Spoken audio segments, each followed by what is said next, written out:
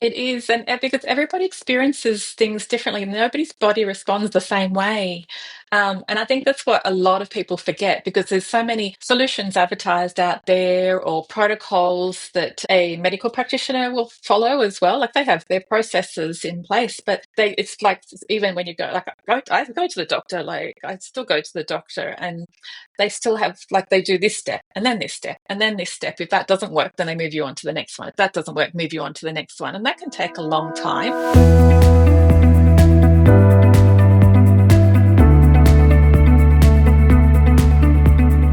Hello and welcome to the Full Stop Podcast, a childless community podcast with Michael Hughes, Berenice Smith and me, Sarah Lawrence. If you're new to this podcast, we're here to delve beneath the surface of the childless identity, to cover what's going on in the wider community and to look at the topics that really affect us. Our goal is to help and support those of you out in the community by sharing the stories and the voices that make up our narrative so that you too can begin to find yours.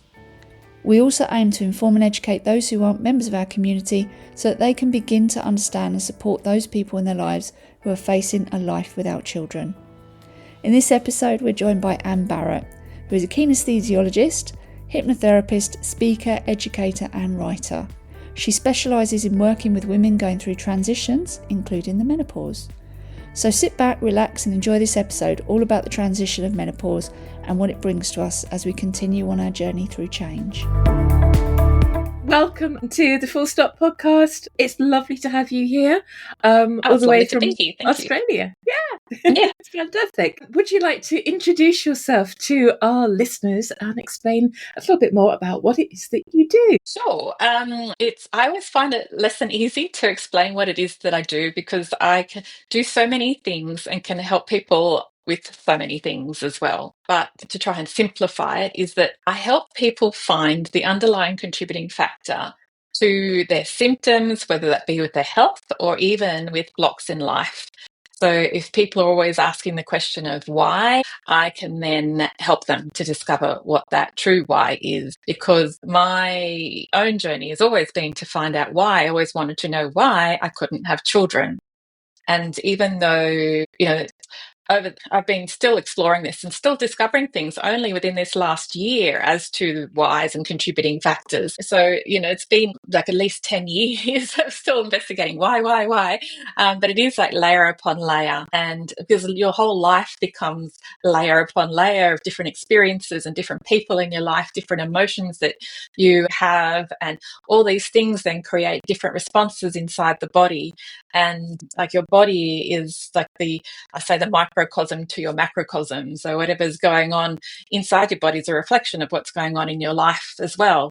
And I use a number of modalities. I'm actually qualified in quite a few.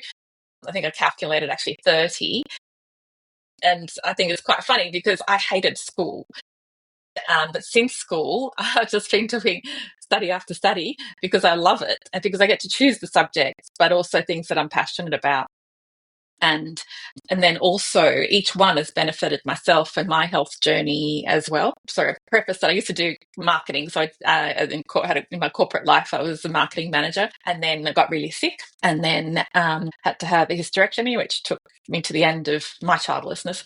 But then since then, I've been doing courses. So I'm qualified in kinesiology, counselling, hypnotherapy, Reiki, NLP, emotional freedom technique, biofrequency therapy, and lots of other things. So I combine them all, though, using kinesiology as the foundation and the platform for which to then draw on, because it's just a fantastic tool which uses muscle testing, which actually taps into the client's neurological responses as a way of tapping into their subconscious mind to find out what it is their body wants. So it's like not me telling them what they need, it's their body, their subconscious mind telling us what it is that they need, because the subconscious mind is designed, it's always trying to keep you in a state of balance and harmony, which is where, which brings us into menopause as its subject, in that menopause takes us out of harmony because it's all about the hormones. So then if when it's going out of balance, we need to try and bring it back into balance. And kinesiology sessions are actually called balances. So just like we take our car for servicing for wheel alignment balance, we also have to balance our body and keep that even structurally aligned, chemically aligned, emotionally aligned, and having all things working together in harmony.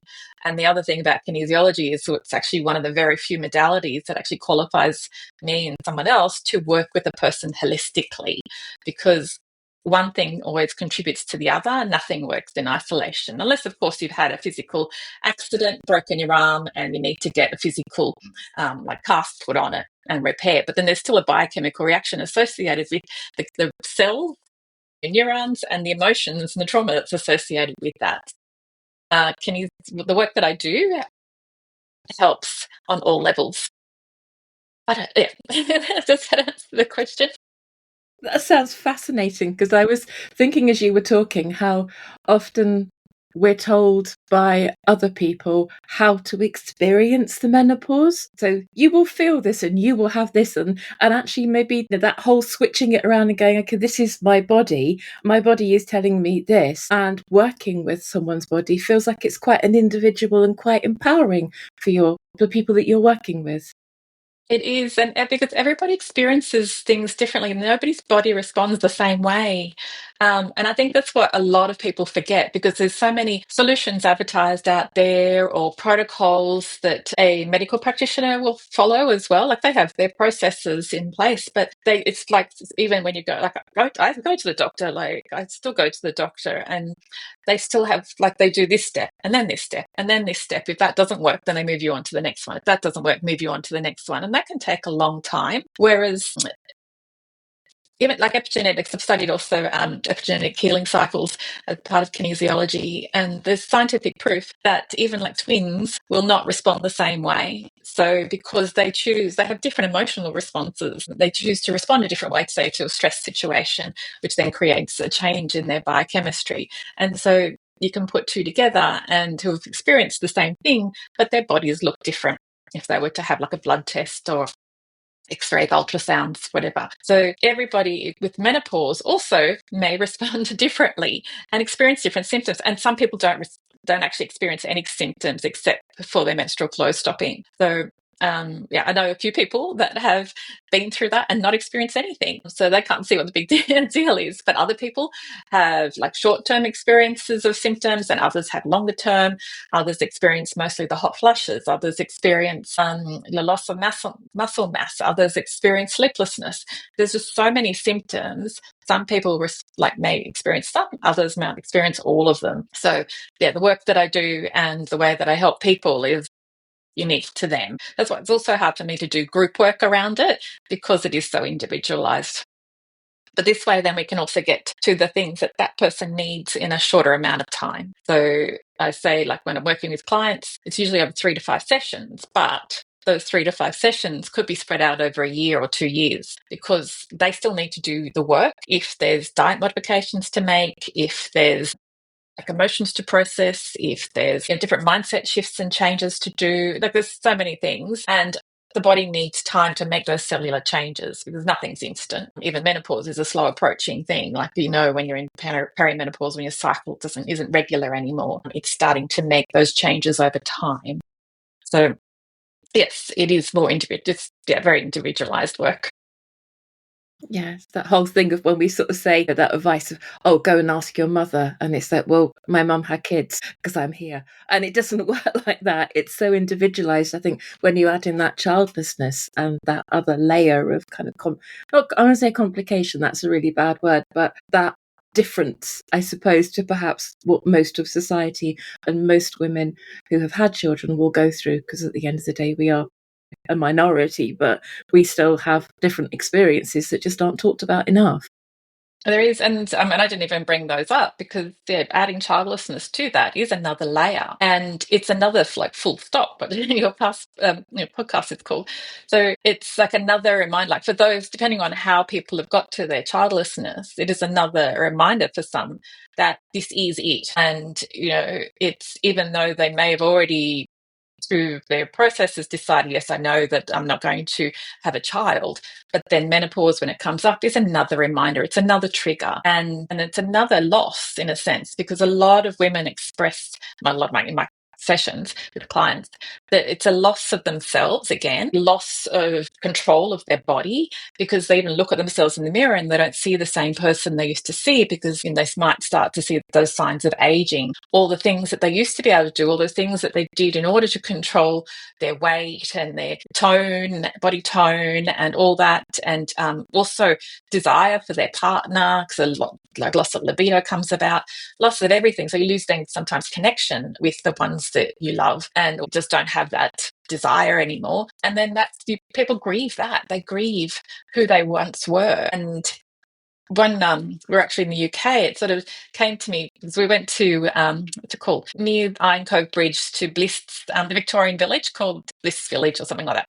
Anyway, Bliss Hill, reading the history, Bliss Hill, that's the one. Sorry, thank you. And reading the history, and the age that people died was before menopause. And so, is it that the body wasn't actually designed to live as long as it does now? But then I like to turn things around always to the positive, because I feel as though we need a reason to keep going and a different way of looking at things. And so I see it as a new opportunity, like starting your own new life and what it is that you want to do. Because even with careers start coming to an end. I know that most people work till they're 65, but you don't have to stay in the same job that you're doing. Once you're going through this, you can choose to pull back if you want, because most people are more likely to have paid their houses off. Not everybody, or otherwise they just don't want to work as hard. Or you can just choose to change careers or take up a new hobby, a new interest, or find new networks of friends. There's so many things that people can do in order, or otherwise, like a lot of people feel like they haven't even fulfilled their purpose, getting to this age and this stage of transition in life. And, it's like, what is next? That's okay. So if you're not feeling fulfilled, maybe you've achieved everything you wanted to achieve to this point. So what is next? And it's like, Jodie Dave's book about what's your plan B after childlessness. It's like we do this again after menopause. And so I'm constantly evolving my business and taking my clients along with me and on the journey, because then they also benefit, or otherwise I find new people to help who are experiencing similar things to what I've been experiencing, and I can share my learnings with them through lived experience. And another thing that I'm finding is a lot of women will come to me because of the sense of loss of self and loss of not being satisfied with their lives, or wondering what is next, because what is their purpose? They don't feel fulfilled anymore, and they're really struggling and have come to their full stop in life. And then through more further discussion, I actually find out that a lot of them are childless. So they don't come to me because of the childlessness. Those people are being attracted to me, but they're coming for different reasons, but they've never actually felt confident enough or even thought that it was a subject worth talking about, which I find is I get shocked, because I say, surely if you wanted to know, reach out and find a community, but people aren't aware because not everybody around them are talking about it. And so it's really lovely to be able to then connect them with the various different support groups that are out there. God, I'm just unpacking all of that. That's such a lot, isn't it? You've gone from a cellular level to a plan B. I was just curious, because it working holistically, if I can just take you back to that point, it was really interesting to hear you sort of say, because when you go to the medical profession, say about menopause, they try and, this is the way it feels to me, it's almost like it's a problem to be solved, rather the way I hear you framing it, and the way I'm sort of trying to come to terms with it, is it's a transition.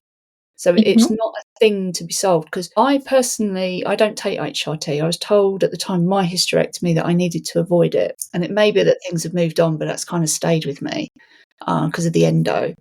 But what I've kind of noticed is actually the childlessness was a transition.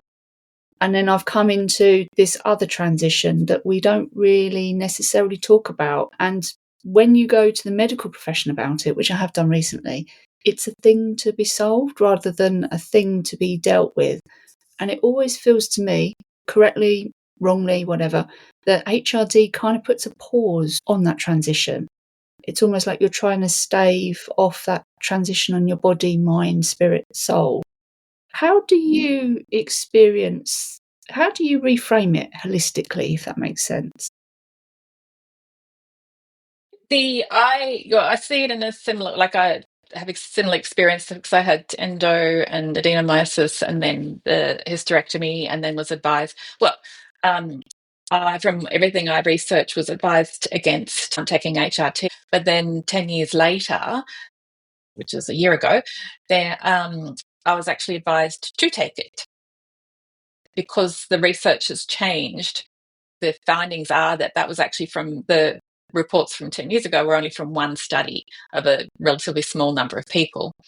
And yet that was what took off in the media because the coming back, so many different directions I could go, the coming back to the GP and it having to be an issue to be solved. I like this analogy. I'll just explain a nice analogy. So I like seeing things in pictures. So I'll provide an analogy in a story to better explain it. So if you think about your body as a symphony of instruments, when and everything's in the lead up to perimenopause, everything's in harmony. But when we start going through perimenopause and menopause, then each of those instruments starts to actually go out of harmony, and then it creates this confusion within the body. But this confusion over time sometimes does need support for some, others they don't need the extra support of HRT. But then there are sometimes consequences of not having HRT. For me, it was like I ended up with osteopenia, and also my skin was started really deteriorating, and so I then went on to hormone replacement therapy 10 years later, because that was the age that I was meant to go through menopause. And because I actually started, even though I didn't have my uterus or my ovaries, I started having all the same symptoms of menopause 10 years later. So, which I didn't even know was a thing. And so it's like, why am I inflamed? Why am I bloating? Why am I putting on weight despite eating healthy and exercising and all those types of things? But because I was told once you have your hysterectomy, everything will go away, which I knew wasn't the solution, because that's just, surgery is always a band-aid. And that what I wanted to know then, what was a contributing factor to my adenomyosis, my endometriosis, the inflammation in my body, because I knew that would manifest in some other way. And that's what I was really worried about was happening a year ago. And that's why I really got onto it and went to the various doctors, wasn't getting the answers I wanted. They wouldn't even give me a thyroid test. The doctors, because there's so many limitations since COVID here in Australia, doctors have been given notification as to how many people they can actually send for the second level of thyroid tests. But despite having had Hashimoto diagnosis already 15 years ago, they wouldn't let me have the test for Hashimoto's to see if that was it coming up again. I had to find a different type of doctor. I found an integrative functional medicine doctor who was willing to and able to then send me for the tests I need without any questioning, without arguing with me. And I had to pay for them, which was what I was willing to do. But the general practitioner didn't want to send me for that. Having these things can help support your body for a short amount of time. Like, you just take it as long as you need it and then stop. And so if you're constantly then going for your blood tests, monitoring the levels of your hormones, once they become stable, then you could stop possibly the HRT, which is what I've done with, because I was on estrogen, progesterone and testosterone for a short period of time as well. And so I'm still taking estrogen, still putting on estrogen gel, and still take progesterone at nighttime. So I'm finding that they support me and to keep me in balance. But yes, so with that support, with your instruments all playing all the different notes at different times and being out of harmony, you can then bring everything back into harmony, and it will come. It's just a transition period, and so that transitioning time can be really destabilizing and disorientating. But, you have to trust that your body will get through it and that you can get through it. And it's about finding those tools for yourself, depending on what your symptoms are, that will help you get through those times. So, because it's really important to be empowered to take responsibility for yourself. Because I've heard of some poor women, because they feel like they're going crazy with all the heat and the weight gain and the anger and the emotions, that they ended up being institutionalized. And it's like, that's not the place for them. It's like, send them to me.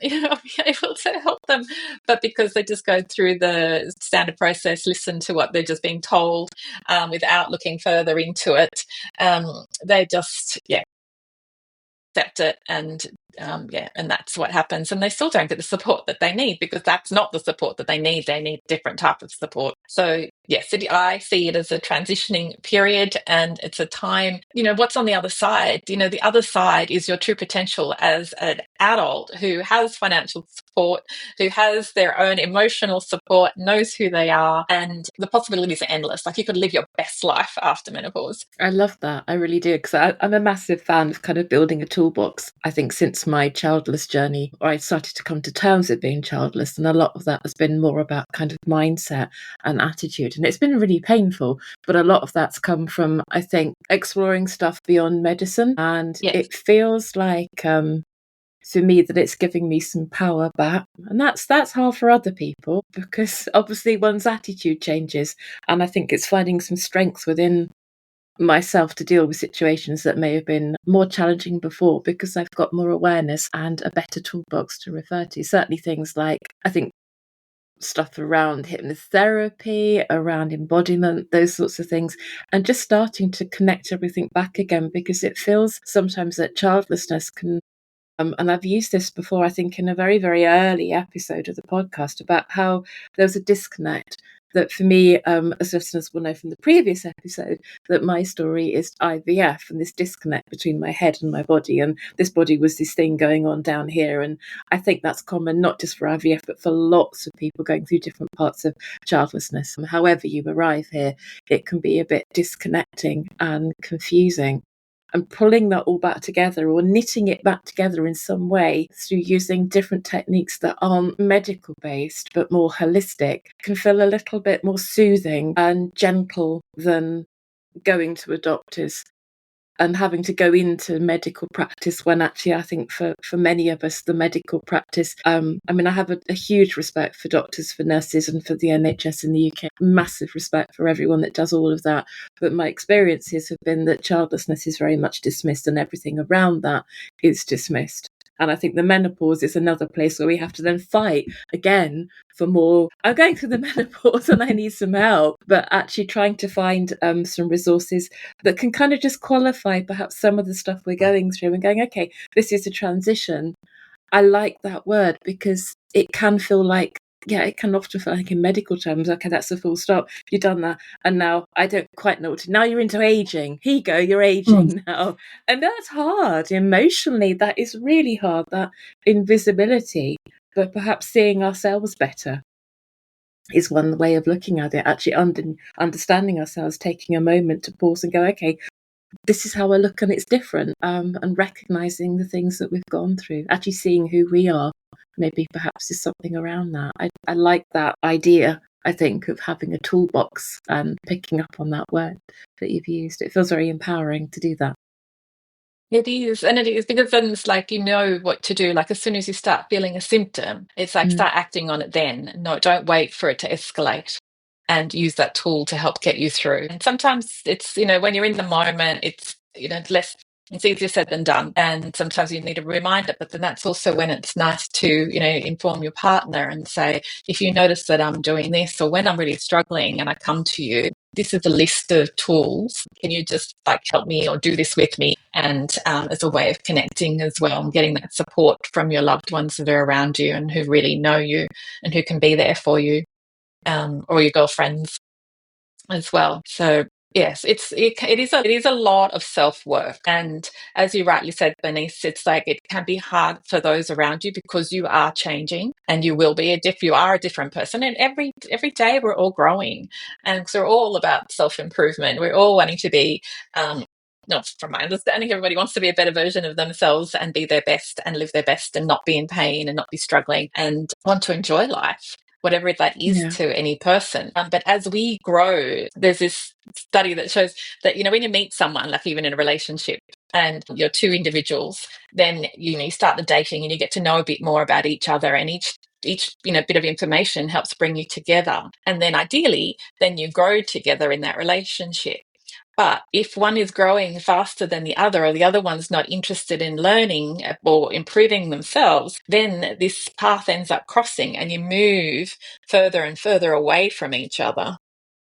As well. And so if you're changing, that can also happen in that you're no longer the same people that have the same common interests or the same responses, the values and the belief systems. And so a lot of, not through menopause, but just through personal growth and the mindset changes and all that, a lot of relationships do come to an end, I find.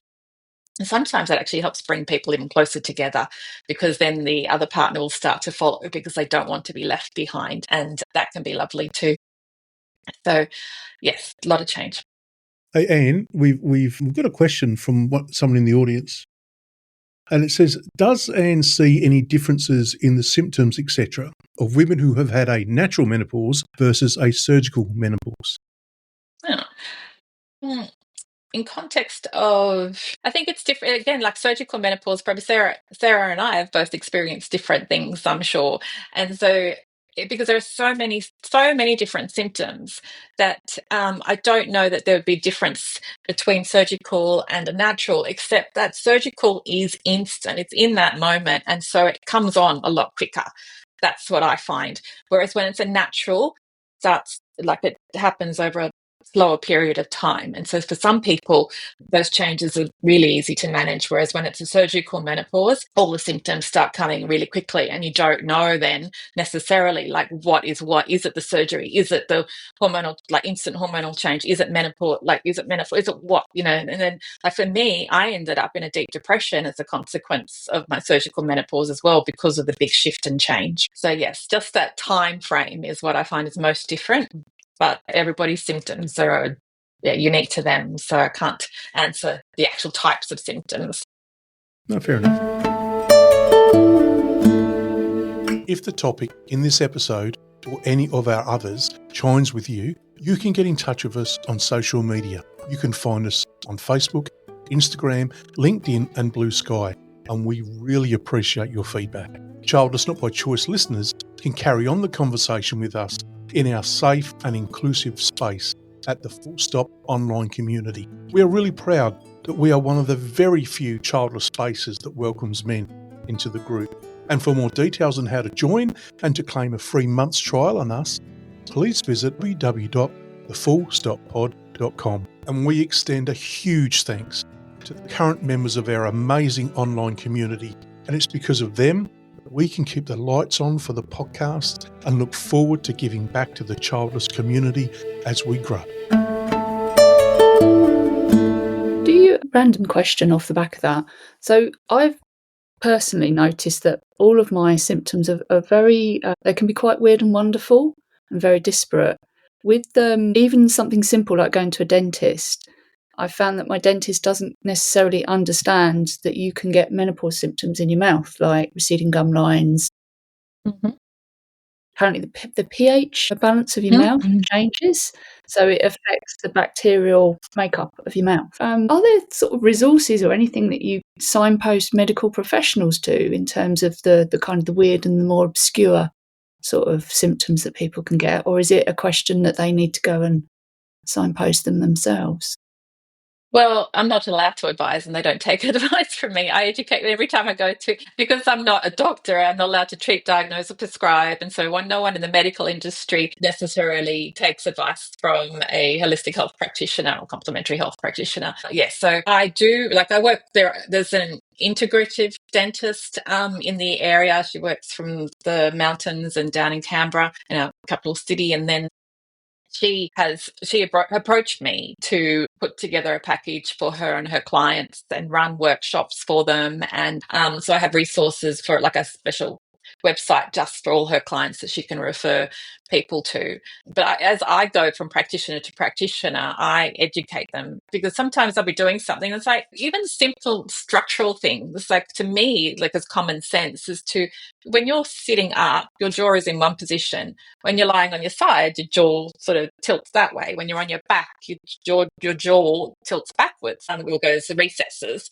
I should say. And then the dentist, like I was having work done because one of my symptoms has also been on my teeth started breaking, and So I was having work done on one of those teeth, and she's saying, "Oh, it's not aligning." It's like, well, maybe that's because you've got me lying back on the chair. I said, "How about I sit up? Now it's aligning." And it's like, to me, it's like, is this not computing for you that your jaw does move depending on the position that you're in?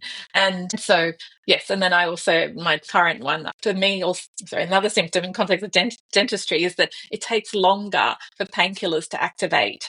And so I have to tell them when I'm making the appointment that it is a slow process, that it's not the 10 minutes or whatever it is that anesthetics are meant to work. For me, it's like half an hour.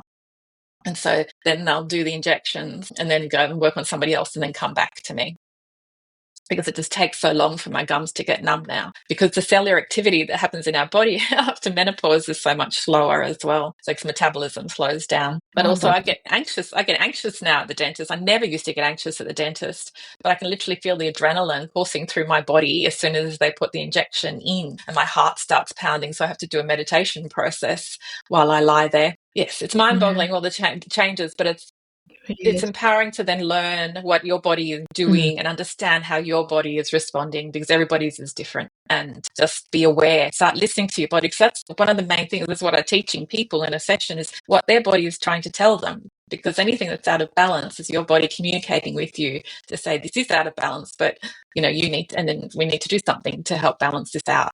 What is it? Is it a supplement for a while? Is it just changing something in your diet? Is it changing the sequence of the way you eat? Because changes, and Sarah, how you mentioned that it seems random the time, that when different symptoms are happening, often it is because of a chemical reaction to something else. And so even having a cup of tea, which I'm having right here, you get a heat flush 3 hours after, not at the time of the tea. So a lot of people don't connect those dots either. But the same with, that's another symptom. That's an important symptom. Sorry, I want to say this one, is that when you go into menopause, it's essentially that you become almost pre-diabetic. And so you really need to follow a pre-diabetic type diet plan, keeping your cortisol levels level. And if you're ever in doubt, an exercise that I did was get one of those glucose monitors. We've got a Dexcom monitor, and just ate my regular food to see how many insulin spikes I'd have, the glucose spikes, and what different foods would actually cause that to spike. Because whenever there's a spike, because balance is also about keeping this steady line, like moving slightly up and down. But you don't want a high, because for every high you have an equal and opposite low. And then that's when we start craving all the sugars and the fast hit things. If you start your morning with an insulin spike, and it sets you off for the whole day, going up and down, where you feel like you constantly need to eat. But if you can start your day, for example, with more savouries,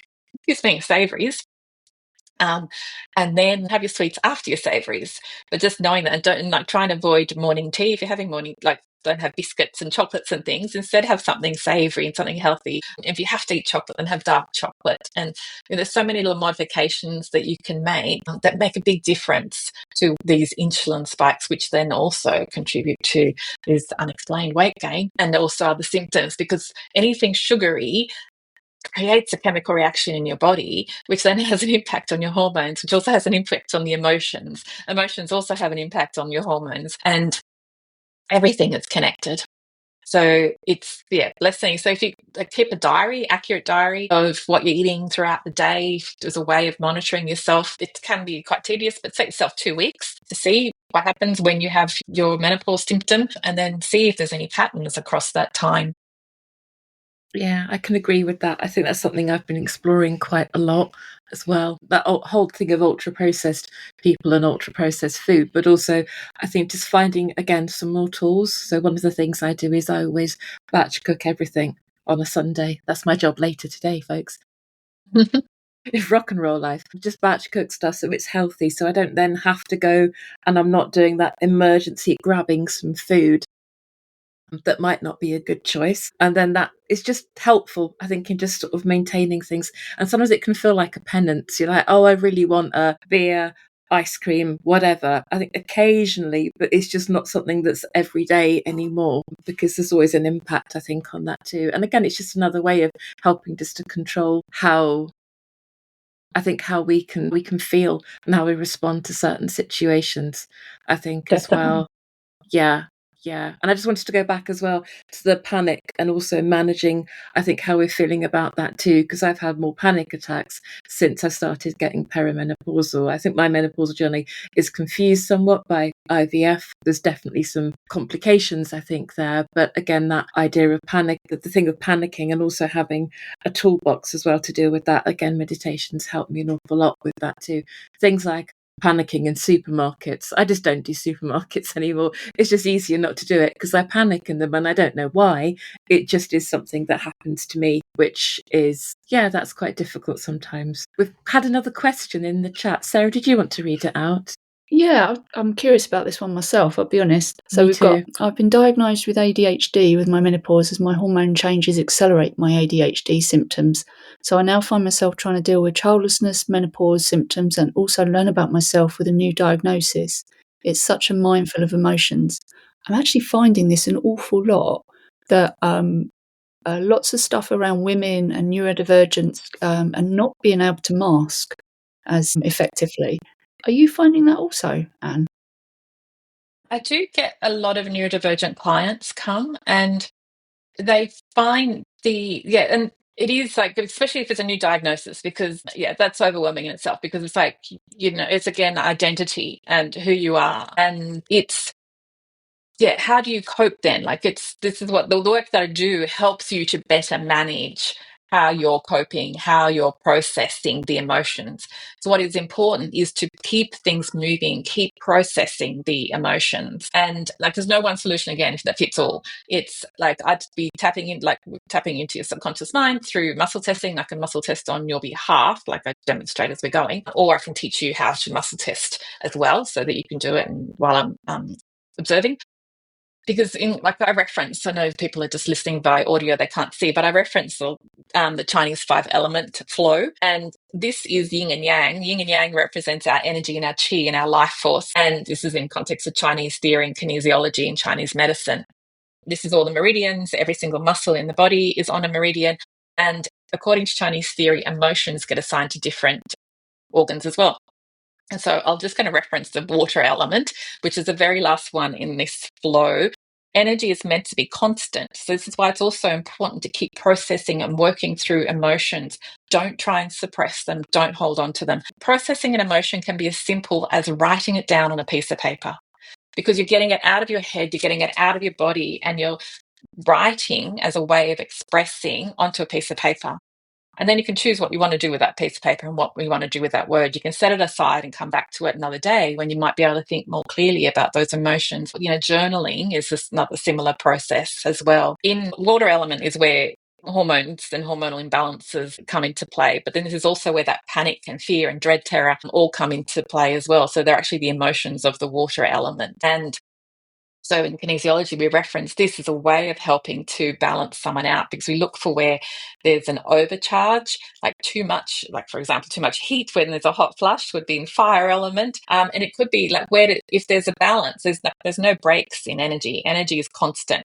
So there's an overflow somewhere. That means it has to be stealing that excess energy from somewhere. And sometimes that's from where it's stealing it from down here. And so that's why you can't then manage those emotions, and they just keep coming to the surface because there's nothing to keep those emotions in balance and in check. And so the idea of the balancing work that we do in kinesiology is to take that excess from wherever it is, give it back to where it belongs. So then all the healing work happens in between sessions. So your body does the healing. All healing is self-healing. And my job's just to help translate in context of this, in context of what you need to do for your own support, and to retrain you to listen to what your body is trying to communicate with you, and to bring you back into balance in that sense. And so, yes, it depends on how you feel about any diagnosis, how you feel about the shift. It's layer upon layer. It's like that's adding another layer, having this new diagnosis as well, because it's another form of that identity shift and change. But again, how can you use this? Like, what is it that you're feeling about it? So, and why are you feeling these things? And why is that important to you? And then how can you turn that around and start moving towards something positive? I don't expect anything to happen instantly.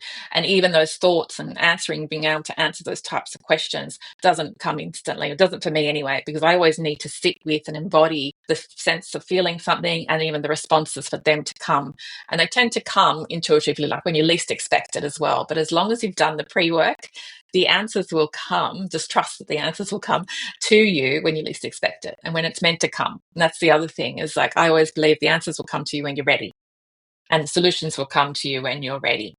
And if you try and push things, sometimes you might start pushing things in the wrong direction, instead of in the nice, easiest direction, the direction that is meant best aligned for you as well. And yeah, I just find, even with neurodivergence and ADHD responses is also still to do with the neurology, and the neurotransmitters are chemical messengers bathing every single cell in the body. And so hormones are going to have an impact on that. Your emotions are going to have an impact on that. And so working on all those layers, supporting yourself, again, finding the tools that are right for you, will help you transition through this period and get your orchestra back in tune and playing in harmony again. I hope that helps answer the question. No, it really did. Thank you. Michael, what are you making all of this? I'm very aware that we've been asking a lot of questions. What are you making of it all? I'm just being a sponge right now. I'm soaking it all up. I'm thinking about Vicky and her recent surgical menopause, and I was interested to hear what you talked about, Anne, about having had a surgical menopause, but then it didn't. But then 10 years down the track, other things kicked in.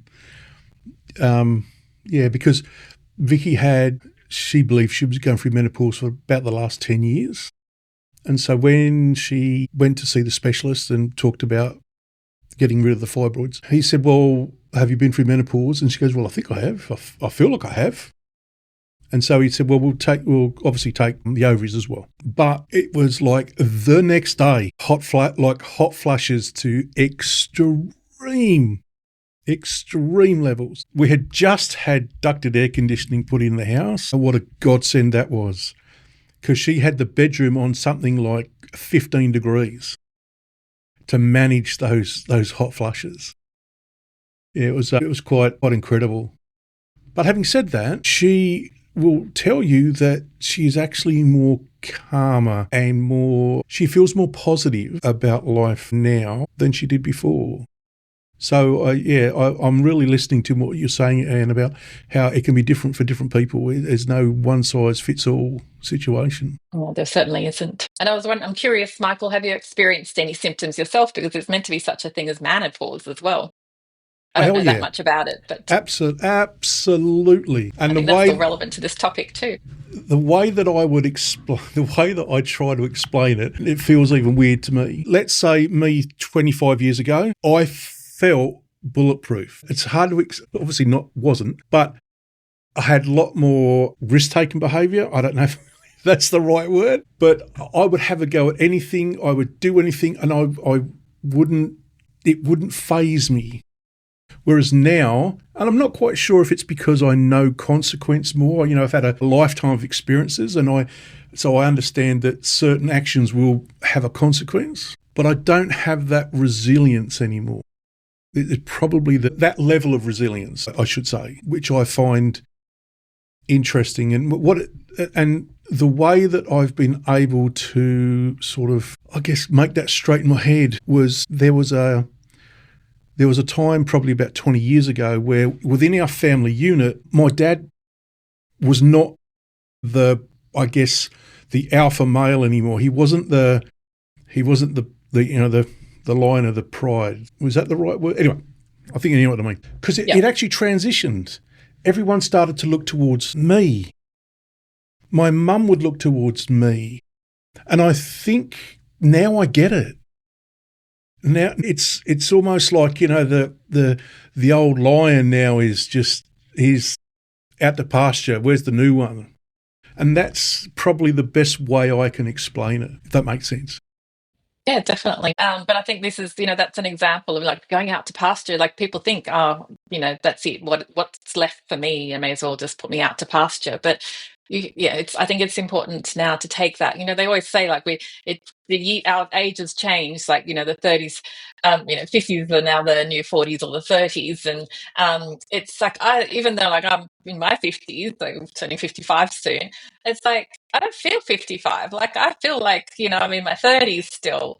I'm trying to do as much as possible in life, and bring back all those things that used to bring me joy. Like I love traveling, and like there's the way of experiential learning. So I'm an experiential person. Like I love doing crafts and things with my hands, and rather than reading a book about a topic, I'd rather go to a course so that I'm actually learning and doing at the same time and connecting with people. And it's, rather than focusing on what's left, because I guess that's also what we've been seeing in the media. That's what we're conditioned that, aging is, and that, we should dress a certain way and we should behave a certain way. But there's no shoulds. It's like you just need to do what's right for you and what brings you joy. So and sometimes we do have to go back and try and remember what are the things that used to bring you joy. And I have a lot of clients, because of the state that they're in and the disharmony and the disbalance, unbalance that they're in, it's really hard for them to even remember who they were, what it is that they used to enjoy doing. And, so I have to take them back in time. And it's like, remember when you were single, before you were married, before you had, or didn't have kids. Some people, so even people who have kids have the same problems as well, menopause and their life and the expectancy. It's like, let's remember, what did you used to enjoy doing with your girlfriends? And a lot of them used to like, they're going out dancing and listening to their favorite song, and it's like, well, how about putting that music on every morning and starting your day with that, and just having a boogie as you're getting your breakfast ready, because doing those types of things actually start changing your cellular memory and start shifting things in your neurology and starts programming you. It's like to activate the positive hormones again in your brain, which then has an on-flow effect to your whole body. I call it like your daily dose. So dopamine, oxytocin, serotonin, and endorphins. Like you want to activate those every single morning, because over time, if we haven't been doing that, if, normally you wake up every morning and think, oh my God, I've got to do this, I've got to do that. It's like, oh, I don't want to get out of bed even. It's your programming your mind through repetition to constantly think that way. But instead, you need to start taking the time and the effort to start programming your mind towards positive things and activating those positive feel-good chemicals. And that can be listening to a positive podcast as well, going out and doing like a little walk, even if it's just 20 minutes. That's another thing. Like you can't exercise like you used to in menopause as well, because too much exercise causes inflammatory symptoms. So we need to do less, but a little bit more frequently. So coming back to, you don't have to go, it's about mindset change, focusing on what brings you joy and shifting your vibration, because it's all about the feeling about things, like how you feel about these changes. And if you're helping to keep your vibration high and your energy high and your positive thought patterns, all this will help see you through this time of change and transition as well. Do you know, I woke up this morning feeling incredibly frustrated about so many things to do with the menopause and perimenopause. I don't quite know where I am with things, to be fair, Anne, at the moment. It's all a bit complicated, but I feel it is complicated, isn't it? But I feel so much better just having listened to you. Thank you. Because it's so hard to find positives sometimes, and it can be overwhelming, I think, as well, because it's really hard to find a story or a resource, I think, that actually references childlessness in the way that you do. But it's not, I've noticed with your website, it's not the dominant thing that you're offering in everything. It's one of many things. So there's something there, I think, for everybody who's going through the menopause, and for people around them who are wondering how best to support them, because I think that can be really hard. I certainly find that I'm having to remind people a lot about that around me, that it's, I'm of that age where I'm going to be, it's not going to be easy. And just having that support is so important as well. But I feel a lot more hopeful now. Yeah. Very good. I'm glad you do. And it is important to get support. Yeah, absolutely. And also actually that a lot of the things I think that we sort of can read and think, maybe I should try that. Actually, often we can be on the right track. I think just tuning in and listening to ourselves. And I think that's a real challenge, I think, for many people who are childless, because we might not want to listen to our bodies as much. They don't always tell us what we want to hear.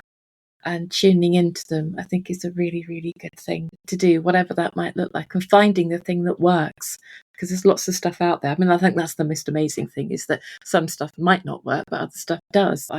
I'm ridiculously crap at yoga, but I can meditate very, very easily, and Pilates works, not yoga. That's just how it is. But I've got a choice. I can decide which one, and not everybody wants to lift kettlebells, but I love my kettlebells. I'm slightly addicted. That just is what I do. So finding your bit and going back, I think is good. And I love that bit where you're taking people back to what gives them the joy, what they used to be beforehand, because that's a hard place sometimes for people to travel back to, isn't it? I think as well. It is. And that's in, as you tapped on what my looking at my website, it's like I started my business Empowering Health to support people, who are childless not by choice, because I couldn't find the support that I needed from someone who had lived experience. And they say, you started, so I needed to change. Like I couldn't keep doing what I was doing at the time. So everybody around me was having babies. It was just like I was, crying every day at work. I'd have to leave. Then, so I started that way. But like as through that process, that I also learned that childlessness is one way that my body's manifested a response to my life and the circumstances. Because the circumstances and health led me to my childlessness. Two things, probably other things as well, but. Like that was my outcome, my symptom. But for others, they might have the same thing, but it's manifests as something else. And so that's why I realized I couldn't just limit myself to keep working with those childless not by choice. I help anyone and everyone. I help men, I help women, I help children. I've done specialist training in like working with children in kinesiology as well, and psycho-emotional trauma. It's called this combination of kinesiology and psychology, where we look at childhood patterning and those things that you take on from childhood as well that make you who you are today, and your responses and reflexes and all that. And so I get a lot of joy out of working with children as well. And so I see myself more now as mothering others or othering, and doing that through the work that I do as well. It's like birthing. I have to see my business as me rebirthing something in my life and fulfilling that need of nurturing and nurturing my clients. But I also have a cat that helps too. And then I also birthed another business as well as part of my legacy and something to leave behind. So I have a jewelry business that I created and my goddaughter does with me as well, so that I can then help support her, and then also the piece of the design so that other people in these situations can also then pass on something to significant others in their family down the generations too. So we even have like a piece called the legacy cuff and the legacy ring, and for that reason, but all this is about rebirthing. So it's like the potential as to what brings you joy, what it is that you do, how it is that you want to recreate life, and what it is you want to bring out to the world and rebirth. And because all this relates, down to our femininity and our sacral area. So even having uterus removed, the energy of that is still there, because this is all your center of creativity and your abundance and that flow and your life force energy. It's like you don't want to let any of that diminish. You want that to even flourish even more so. So it's important to keep tapping into those things too, moving forward. I think there's a whole nother podcast there about reclaiming the word birthing for the childless community. I feel like there's a whole podcast there and that we need to come back to you about, because I was listening to that and thinking about how, I've kind of reclaimed bits of myself, but also, the legacy of the full stop, the legacy of the work that we're doing. Sarah and I both have our own businesses as well, and what we're doing for, I think, other people and how we're leaving something behind, but also that creation, that process of creation too. I don't know if you were that was chiming with you, Sarah, but it certainly was landing with me. I think that's really important. I think that message around as well, if a woman has a womb removed, that it doesn't essentially mean that you're less than a woman or you're non-woman. You are still feminine, you are still a woman, and you still have that centre of creativity. I think that's such an important message. When I work with women that have or are going to have this operation, I know from my own perspective, it felt like I was less than woman because I hadn't been able to use it, and then I was having it taken away. So I think that's such an important message for women to hear that have been through this procedure. Thank you for that. I really do appreciate it. That's all right. Thank you. This is what I've my conclusions that I've made and how I've worked through this all. You're doing lots of self-work. It shows. Thank you so much. Thank you so much for joining us today, Anne. I think should we bring the podcast to a close now, do we think? Like a really nice place to end it, and with such positivity and hope. And I really feel like there's an awful lot that people can take away from this, whether they're childless, whether they know someone who's childless, and regardless of gender. There is so much here, I think, that's just making me feel really positive as I go into the rest of the day. I hope that's true for everyone else listening as well. Thanks again, Anne. Been really nice spending time with you. Thank you. I really enjoyed it. Thanks for listening. We hope you found our conversation with Anne as powerful and uplifting as we did. We'd love to hear from you if you found this topic interesting or want to know more about Anne's work. If you'd like to find out more about our podcast, or you have a great idea for a topic we've not covered, or you just want to know more about, we'd love to hear from you. We want this podcast to have as many voices from across our community as possible, so if something's missing or you just want a deeper dive on it, just let us know.